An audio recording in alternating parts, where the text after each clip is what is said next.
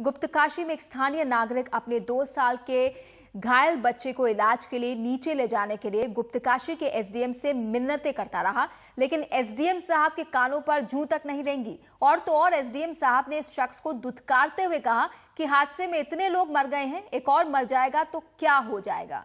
गुप्तकाशी के इस एसडीएम का नाम हरक सिंह रावत है।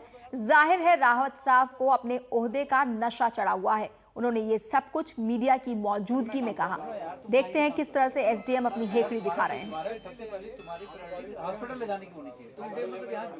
सर आप जो भी करना है आपको, हमें यहाँ से ड्रॉप कर लो नीचे। मैं तो हम यहीं पे वो खत्म हो जाएंगे। हो जाना मना कौन कर रहा है? एक आदमी और वो मिल जाएगा। अरे वो मेरे बच्चे हैं। मेरे तो बंद कर दो भाई। ये कह रहे मैं वो करूँगा, इसको ले जाओ, इनको हो जाओ।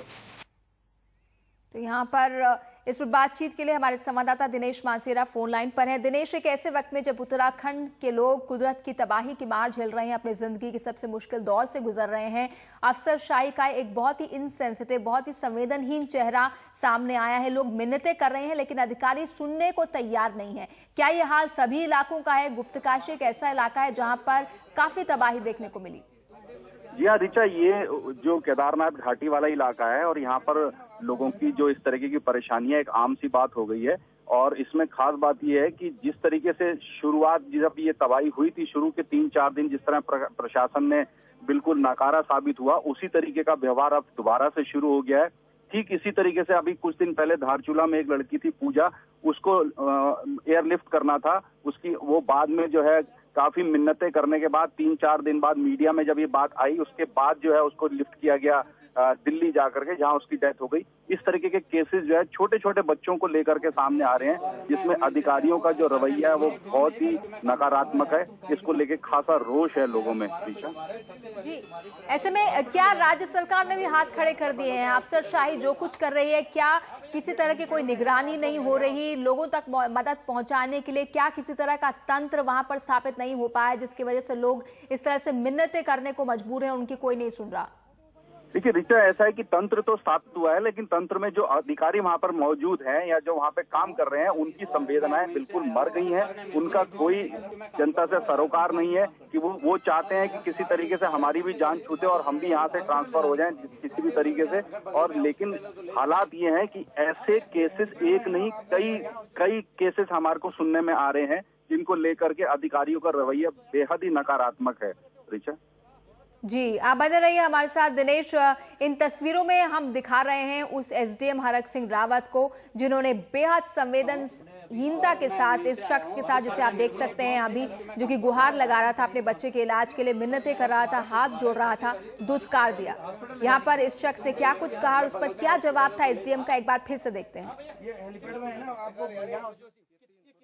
सर आप जो भी करना है आपको, हमें यहाँ से ड्रॉप कर लो नीचे। मैं तो हम यहीं पे वो खत्म हो जाएंगे। हो जाना मना कौन कर रहा है? एक आदमी और वो मिल जाएगा। अरे वो मेरे बच्चे हैं। मेरे तो बंद कर दो भाई। ये कह रहे मैं वो करूँगा, इसको ले जाओ, इनको हो जाओ।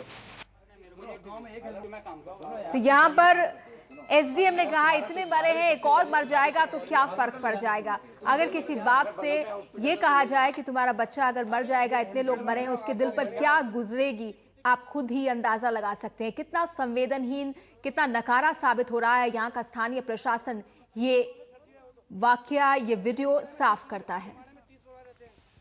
और इस वक्त इस घटना पर बातचीत करने के लिए उत्तराखंड के पूर्व विधानसभा अध्यक्ष और बीजेपी के नेता प्रकाश पंत हमारे साथ फोन लाइन पर जुड़ रहे हैं।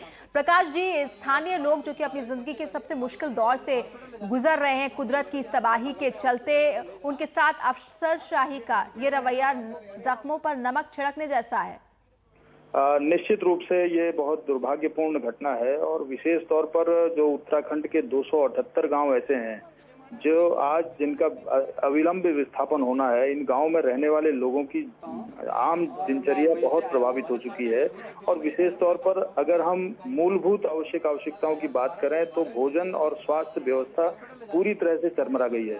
और जो ये हेलीकॉप्टरों की व्यवस्था हो रही है, यह आपदा के माध्यम से मिली हुई धनराशि से हेलीकॉप्टर संचालित हो रहे हैं, लेकिन दुर्भाग्यपूर्ण स्थिति यह है कि इन हेलीकॉप्टरों का व्यापक रूप से दुरुपयोग देखने में आया है, शिकायतें प्राप्त हुई हैं और विशेष तौर पर जो कांग्रेस से जुड़े हुए प्रतिनिधि हैं वो इसका बहुत ही दुरुपयोग कर रहे हैं, निजी स्वार्थवश उनका कार्य किए जा रहे हैं और जिसके चलते हुए जो आम जनता है, जिसको वास्तव में इस समय जिनके आंसू पोंछने की बात थी, जिनको सहयोग दिए जाने की बात थी, जिनको मूलभूत प्रकाश जी, अगर सरकार यहाँ पर नकारा साबित हो रही है, प्रशासन और अफसरशाही की तरफ से इस तरह का रवैया अख्तियार किया जा रहा है, तो बीजेपी जो कि प्रमुख विपक्षी दल है वहां पर उसकी क्या जिम्मेदारी बनती है? क्या आप इसे लोगों के सामने ला रहे हैं? क्या आप इसके खिलाफ किसी तरह से आवाज बुलंद कर रहे हैं?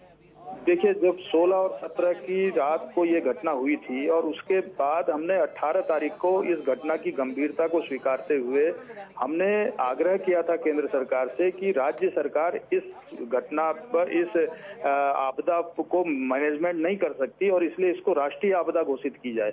लेकिन दुर्भाग्य से आज की चिट्ठी तक इसको राष्ट्रीय आपदा घोषित नहीं किया गया। यहाँ की मशीनरी इस लायक नहीं है कि वो इसका मैनेजमेंट कर सके और उसके परिणाम स्वरूप आप देखेंगे कि जितनी बड़ी संख्या में मौतें हुई हैं, इसमें से अधिकतम मौतें भूख और ठंड के कारण हुई हैं, जो बहुत ही हमारे लिए शर्मनाक विषय है। बहुत बहुत शुक्रिया प्रकाश जी हमसे बातचीत करने के लिए, अपनी राय देने के लिए। तो यहाँ पर बीजेपी के नेता सीधे तौर पर सरकार को और स्थानीय प्रशासन को पूरी तरह से नकारा बता रहे हैं और उनका कहना है कि यहाँ पर सरकार को लोगों की परवाह नहीं है।